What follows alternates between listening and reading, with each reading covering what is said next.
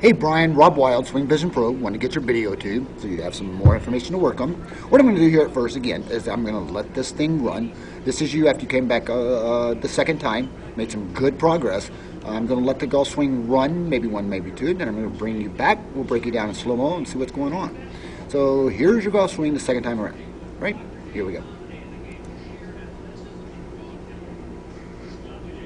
And let's see one more, please.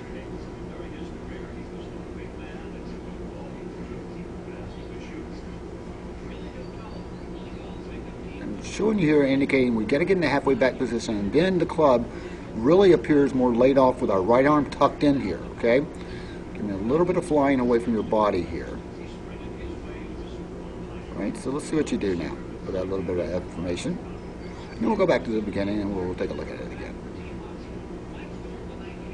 It's a good move right there. Nice. Nice read right there. Got a little cup in the wrist I want to get rid of. Good. Better. Take one more, please. See something in full motion here. We'll go back and break her down for you.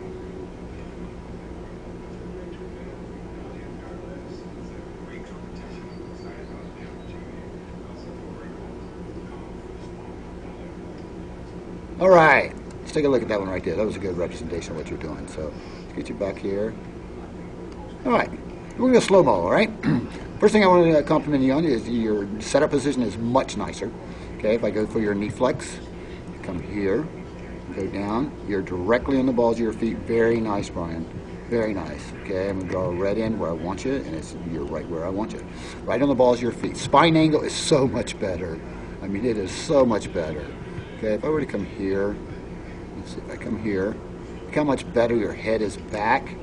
And then again, if we continue this on down into the ground, you're going to see the beautiful spine angle you've got. Now that your head's back up out of the way, I want to show you the plane you're creating. Plane creation is from, if you know, in an ideal world, you know, this is not bad, brother, but in an ideal world, I'd want this head touching back here, okay? What that's going to give us is the eyes back just a little farther and plotted, a little more area under that chin so that left shoulder can turn through. If your eyes were back in here, you would have a swing plane that looks something like this. Okay, so just a little farther back. This is ideal swing plane, okay? We continue on into infinity. That's our swing plane we've established, okay? We talked about this. Golf swing's nothing but geometry and physics. So I get you in your halfway back position.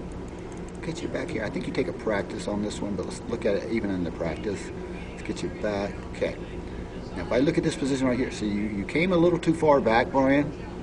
Right here, you're a little too far back, because if I draw a line here, this is one that, you know, we need to work on and get in that great position. I think you manipulate and get in a little bit better position. But right now, we're going right. If I get to your hands into shaft, because this club is behind you, all right? So you've over-rotated that left shoulder a little too soon. That's what we talked about again, too. All right, so let's get rid of those two things. Come back, and halfway back. Now let's get you back through. See where the swing comes to. Get you halfway back in again and stop it.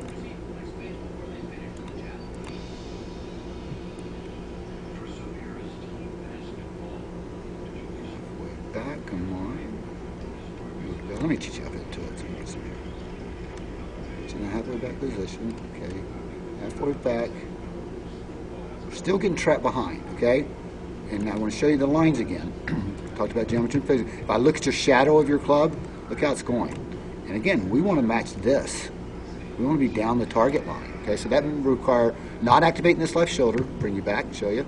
Look how much this left shoulder is actually actuating prior to the halfway back position. That shoulder does not move until we're halfway back. And the shoulder then only moves due to the rotation of the hips, okay? Not activating that shoulder independently. That's the line you're establishing at address. Watch what happens when you get behind yourself. From here, that shoulder's coming out now. It's coming out, it's coming out, it's coming out. Now because it's coming out, the club is getting set behind you. If I draw another red light, so yellow is what you establish at address. Even in the halfway back position, you move that shoulder 4 to 6 inches, probably about 6 inches out. That's going to create this club head coming behind you, or being trapped. Where at this halfway back position, we want it still out here in front of you. So it's actually going down the target line. You'll notice that. Not only that, it's matching this one.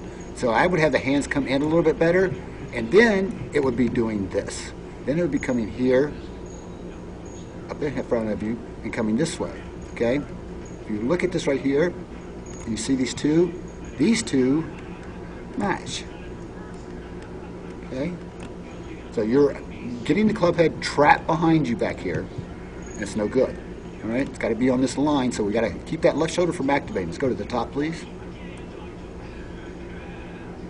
Okay, top here, a couple things. Let me get this out of the way, and I am going to draw in the plane again, so where if your eyes were in the correct position where it would be. Oh, pardon me, wrong tool. Grab the right one.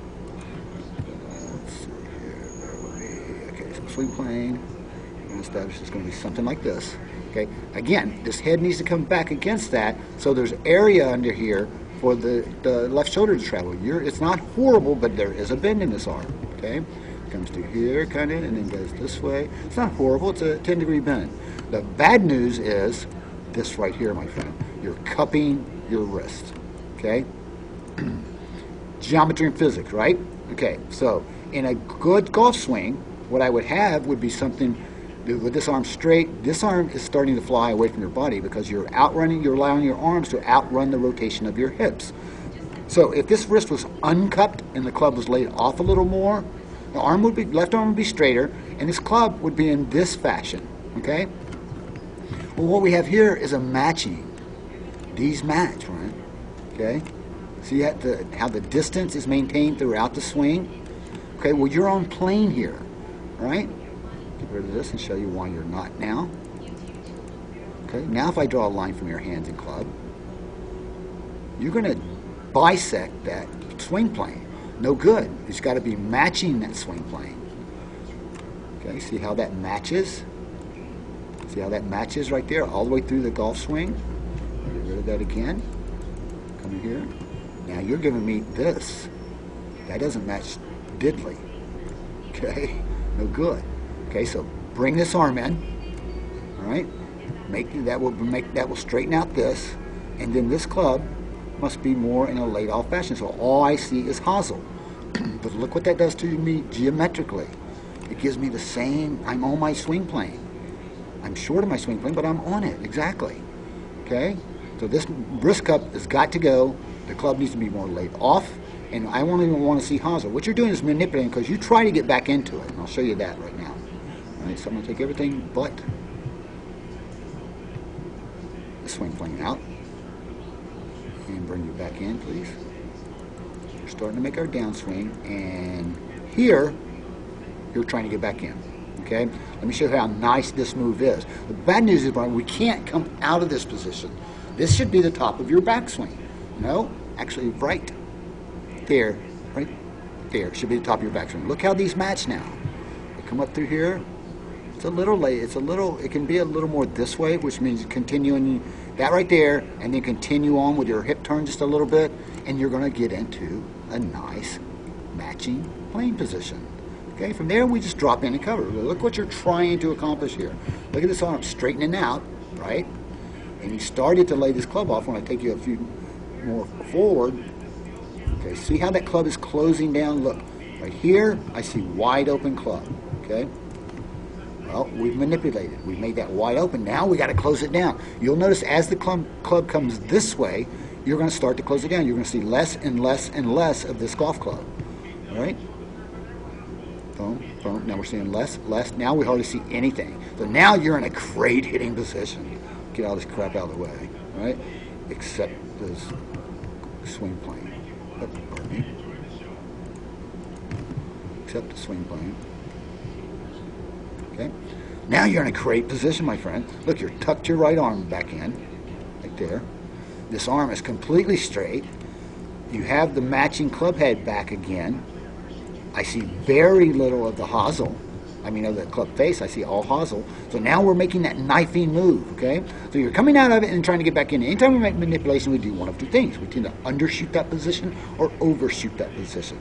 So we're wide open at the top. Let's see what impact looks like, and then we'll come back and see exactly what you're doing with your hands.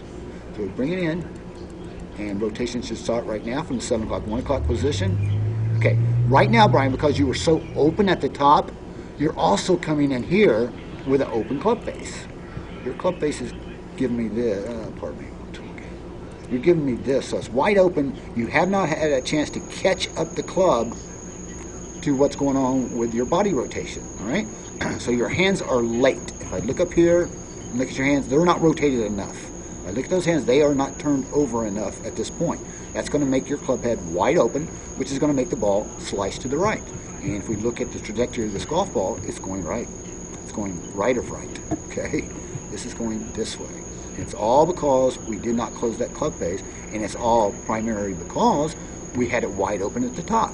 So you see how it all works. If we stay in our position, keep that laid off, match the playing line, then we're going to have a much better chance of closing that club and getting it back to square. And that's all, again, that little release drill I told you about, I want you doing that with a bucket of balls, my friend, until you get that going straight down the middle. And again, you don't need me or anybody. If you're hitting it right like this, the club head is open. If you start hitting it left, you're closing the club head too soon. So it takes the timing to get that ball going straight down the middle. But once you do, it incorporates itself into the golf swing seamlessly. Okay? So let's watch the finish, please. Finish is good, B. I like that finish. Because look what you're doing here. Look, chicken dinner. Look what the club head is doing. It's rematching your swing plane. Beautiful. Beautiful. You're right in what we call the slot. Okay? Look at that. That's where we create a slot with our swing plane and then with the outside of the club head. You are absolutely in the swing plane. Very nice. You've rotated your hips completely to the left. Very nice. All right, my friend. So what we got to do is stay in that knee flex. We got to maintain that spine angle. You did that good. Let's just get that chin up. The very last thing I want you to think is chin up. Chin up will make that separation there that gives you plenty of room for that left shoulder to travel unimpeded around to the left, to the right side. Okay? Weight shift looks good. You made some damn good improvements. I think you should see me again. Obviously, all up to you. I want to thank you for your business. I want to thank you for your time. Thank you for the trust you placed in me. And right now, I'm going to wish you a great big one. Aloha.